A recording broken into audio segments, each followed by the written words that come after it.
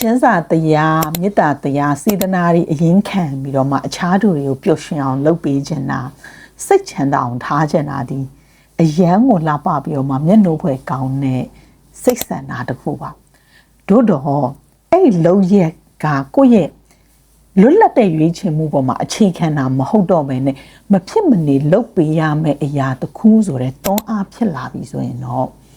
ပြဿနာတွေစရှိလာပါပြီကျွန်တော်တို့အဲ့လိုမျိုးမဖြစ်မနေလုပ်ရမယ်ဆိုတဲ့တွန်းအားတစ်ခုဖြစ်လာတဲ့အခါမှာလူတိုင်းကိုစိတ်ကျေနပ်စေခြင်းနဲ့ဆိုတဲ့အရာကနေပြီးတော့မှ people pleasing ဆိုတဲ့စိတ်ထားဘက်ကိုကူးပြောင်းသွားတတ်ပါတယ်ကျွန်တော်တို့လူတိုင်းကို people pleasing လိုက်လုပ်နေရတဲ့အခါမှာကိုယ့်ရဲ့စိတ်စွမ်းအင်နေစိတ် energy တွေဟာအများကြီးအလဟတ်တက်ဖြစ်ပြီးတော့မှလီလွင့်ပြုံးသိနေတတ်ပါတယ်ဘာလို့လဲဆိုတော့ people pleasing လုပ်တယ်ဆိုတဲ့စိတ်ထားမှာတစ်ဖက်လူကိုဖြည့်ဆည်းပေးနေရတဲ့အရင်အမြစ်ကတကယ်ကိုယ့်ရဲ့စစ်မှန်တဲ့စိတ်ဆန္ဒစိတ်စေတနာတွေကနေအခြေခံတာမဟုတ်တော့ဘဲနဲ့တစ်ဖက်လူကိုပေါ်စိတ်ကွက်သွားမှာကိုယ်လက်မခံတော့မှာကိုယ်မချစ်တော့မှာ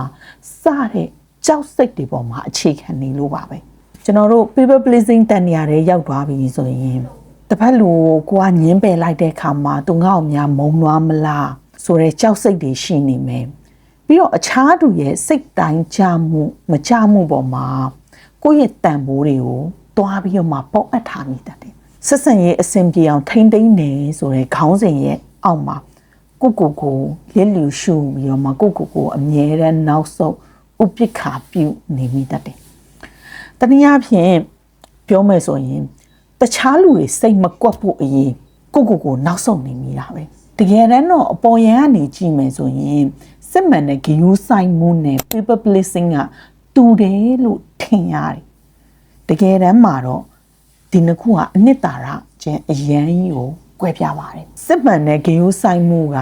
ကိုယ့်ရဲ့လွတ်လပ်တဲ့ရွေးချယ်မှုပေါ်မှာအခြေခံပြီးတော့မှအဲ့ဒီအရာကိုလှုပ်လိုက်တဲ့အခါမှာတစ်ဖက်လူကိုတကယ်စစ်မှန်တဲ့စိတ်ရင်းဆန္ဒစေတနာမေတ္တာတွေနဲ့အခြေခံပြီးဖြည့်ဆည်းပေးလိုက်တဲ့အခါမှာကိုယ့်ရဲ့အတွင်းစိတ်ကတကယ်ကိုပြည့်ဝကျေနပ်မှုရလိမ့်မယ်အဲ့လိုမဟုတ်ဘဲနဲ့ people pleasing ကကြတော့အနာဂတ်မှာဖြစ်လာမယ့်ပရိပခါတွေဒါမှမဟုတ်လေသူနဲ့ကိုယ်ကြားကဆက်ဆံရေးအစင်မပြေမာတွေကြောက်ပြီးတော့မှကိုအတင်းချက်ခိုင်းစေတာဖြစ်တဲ့အတွက်ကိုယ့်ရင်ထဲကဆန္ဒတွေကိုလစ်လျူရှုပြီးနောက်ဆုံးနေရတဲ့အတွက်လှုပ်လဲလှုပ်ရတယ်တပြိုင်နက်တည်းမှာပဲကိုယ့်ရဲ့စိတ်ထဲမှာ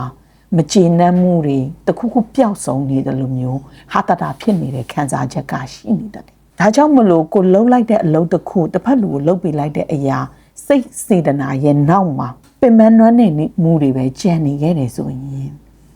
ငါအခုလှုပ်ပေးနေရတကယ်သူ့ပေါ်မှာချစ်ချင်းမြတ်တာတွေစေတနာတွေအရင်ခံပြီးတော့မှလှုပ်ပေးနေရလားဒါမှမဟုတ်အငင်းခံရမှာအမုန်းခံရမှာဆက်ဆံရေးတွေမပြေလည်တော့မှကြောက်တဲ့စိတ်ကြောင့်လှုပ်ပေးနေတာလားဆိုတော့တေချာကြံစမ်းစစ်ကြည့်ဖို့ရလိုအပ်ပါတယ်အခြားသူတွေရဲ့စိတ်ကျေနပ်မှုကိုပဲလိုက်လံဖြည့်ဆည်းပေးဖို့ရအတွက်ကိုယ့်ရဲ့အဖိုးတန်တဲ့ဖြစ်တည်မှုကိုအမြဲတမ်းစတဲ့ခံနေဖို့ရမလိုအပ်ပါဘူးအရှိကိုအရှိတိုင်းနေထိုင်ရတဲ့တတိနဲ့အတူရဲဝံ့စွာတတ်မှတ်ပြီးတော့မှကိုယ့်ရဲ့ boundary တွေကိုတန်ဖိုးထားနိုင်တဲ့အခါမှတာကိုရောအခြားသူတွေအတွက်ပါစစ်မှန်တဲ့လေးစားမှုပေးရာရောက်ပါတယ်ဒါကြောင့်မလို့မိတ်ဆွေအနေနဲ့နေ့စဉ်ဘဝမှာအခြားသူတွေရဲ့စိတ်ဆန္ဒတွေကိုရှေ့တန်းတင်ပြီးတော့မှကိုအမြဲတမ်းစတေး